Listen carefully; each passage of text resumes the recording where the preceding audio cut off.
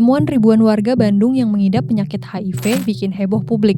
Kabar ini mengacu pada data yang dihimpun oleh Komisi Penanggulangan AIDS atau KPA Kota Bandung. Menurut data tersebut, hingga Desember 2021 ada 5.943 warga Bandung pengidap penyakit HIV. Parahnya nih, KPA Kota Bandung juga mencatat kalau kasus penularan HIV/AIDS didominasi oleh usia produktif. Bahkan, mahasiswa disebut sebagai salah satu penyumbang kasus. Nah, yang jadi pertanyaan, kok bisa mahasiswa yang seharusnya lagi giat-giatnya menuntut ilmu ini ikut andil dalam menyumbang kasus HIV?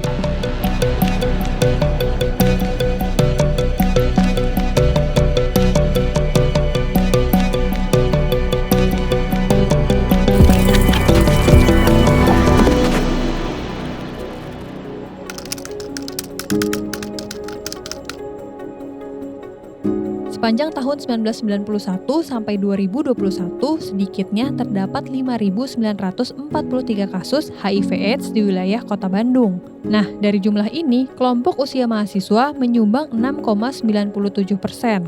Berarti ada 414 orang. Kelompok usia produktif yakni 20-29 tahun juga nggak kalah dahsyat. Selama 30 tahun terakhir, kelompok usia ini mendominasi angka kasus penularan HIV di Kota Bandung.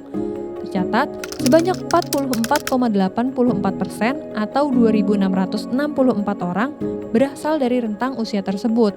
Kelompok usia 30-39 tahun menjadi kelompok kedua terbanyak yang tertular HIV, dengan persentase 34,16% atau sebanyak 2.030 orang. Virus yang menyerang sistem kekebalan tubuh ini juga menjangkit kelompok usia 15 hingga 19 tahun sebanyak 2,09% atau 124 orang. Sementara itu, penularan HIV dari ibu ke anak di Kota Bandung menyumbang sebanyak 2,06% atau 122 orang. Sedangkan untuk heteroseksual sebanyak 39,60% atau 2.353 orang.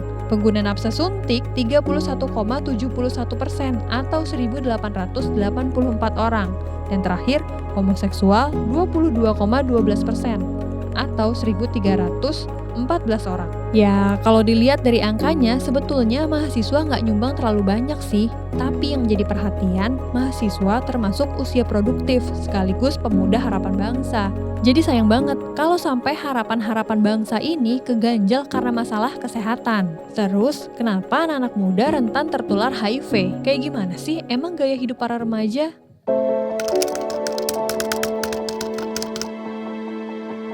Perilaku seks beresiko memang masih menjadi salah satu faktor terbesar penularan HIV. Hal ini kebanyakan terjadi karena masih kurangnya pengetahuan remaja mengenai kesehatan reproduksi. Selain itu, masih banyak guru yang tidak menjelaskan secara komprehensif ke murid. Mereka akhirnya mencari tahu dan mengakses informasi dengan tidak aman. Nah, beda lagi pendapat dari warganet. Melalui Twitter, banyak warganet yang menduga kasus HIV/AIDS pada mahasiswa Bandung akibat aplikasi kencan. Selain itu, ada juga perilaku friend with benefits alias FWB. Hubungan ini secara umum diartikan sebagai hubungan seksual dengan teman tanpa ikatan emosional. Dalam berbagai kajian psikologi, FWB dianggap sebagai gaya hubungan baru kasual yang mencampur aspek persahabatan dan fisik secara intim. Yang bikin agak mengkhawatirkan, FWB juga biasanya bersifat non-monogami. Artinya, individu juga bisa kencan dengan orang lain. Ronald Jonathan, seorang dokter peduli HIV/AIDS berpendapat, kontribusi aplikasi kencan dan perilaku FWB pada kenaikan kasus HIV di kelompok anak muda jelas ada. Apalagi jika masing-masing tidak mengetahui status HIV-nya, serta melakukan hubungan seks tanpa pengaman. Pendapat tak jauh berbeda juga dinyatakan oleh Ketua Pokja Remaja KPA Kota Bandung, Mawar Pohan. Dia menyatakan aplikasi kencan dan media sosial mendorong terjadinya kenaikan kasus HIV pada kelompok anak muda. Aplikasi yang lagi tren ini membuat frekuensi seks meningkat, kemudian jumlah pasangan seks juga jadi meningkat. Hal ini menurut dia karena lebih mudah mendapatkan kontak pasangannya.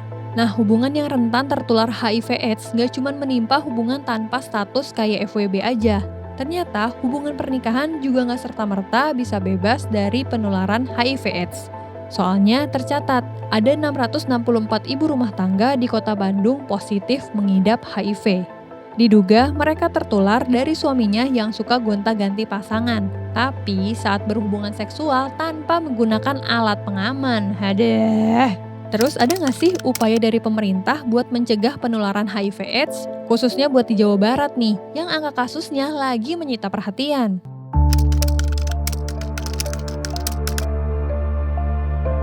Wakil Gubernur Jawa Barat, UU Ruzhanul Ulum, punya cara tersendiri buat menekan angka penularan HIV/AIDS di Jawa Barat, yakni dengan menikah dan poligami. Dia juga mendorong keluarga di Jabar agar memberikan dukungan bila ada anak di keluarganya yang ingin menikah. Gak cuman itu, Pak Wagub Jabar juga menyatakan ketika ibu rumah tangga banyak yang tertular HIV/AIDS karena suami kerap jajan sembarangan, lebih baik berpoligami aja. Dengan syarat yang telah ditetapkan dalam agama, kata dia. Tapi kayaknya cara Pak UU cuman bikin masalah baru aja deh. Kurang nyambung sih ya cara pencegahannya. Nah, menanggapi pernyataan ini, Gubernur Jawa Barat Ridwan Kamil menyatakan kalau dia nggak sependapat. Dia mengungkapkan kalau pemerintah Provinsi Jawa Barat fokus pada kegiatan-kegiatan yang dilakukan sebagai upaya menanggulangi HIV/AIDS di wilayah Jabar. Melalui akun Twitter pribadinya, Ridwan Kamil menyebut sejumlah langkah penanggulangan HIV/AIDS yang dilakukan oleh Pemprov Jabar. Misalnya, kayak melakukan screening dini tes HIV di layanan maupun secara mobile, melakukan perluasan layanan konseling tes HIV, serta layanan perawatan, dukungan, dan pengobatan. Serta masih banyak lagi. Menurut dia, beragam program dan agenda untuk mendeteksi dan menangani masalah ini sudah dilaksanakan secara progresif oleh Pemprov Jabar. Ya emang gak dipungkiri kalau dari remaja kita udah sering dengar edukasi soal kesehatan reproduksi sampai HIV/AIDS ini sih. Tapi mungkin ya banyak masyarakat yang justru nerima informasi ini selewat aja. Jadi, edukasi yang diberikan cuma jadi penjelasan sambil lalu. Ya udah, sekali lagi deh, kita ingetin soal cara penularan HIV/AIDS. Pertama, hubungan seks tanpa alat pengaman. Kedua, jarum suntik bekas atau yang digunakan secara bergantian. Ketiga, penularan HIV dari ibu ke bayi. Keempat, transfusi darah dan cangkok organ. Kelima, tindikan sulam alis, tato alis, dan sulam bibir. Cara ini bisa menularkan HIV saat alat yang digunakan secara bergantian tanpa disterilkan. Tapi selain mencegah penularan, ada stigma negatif terhadap HIV/AIDS yang harus kita akhiri. Karena stigma negatif ini menyulitkan kelompok muda untuk mengakses layanan kesehatan. Akibatnya, para tenaga kesehatan juga sulit untuk mendeteksi secara dini. Padahal jika bisa dideteksi secara dini, masih ada kesempatan bagi seseorang untuk nggak masuk fase AIDS.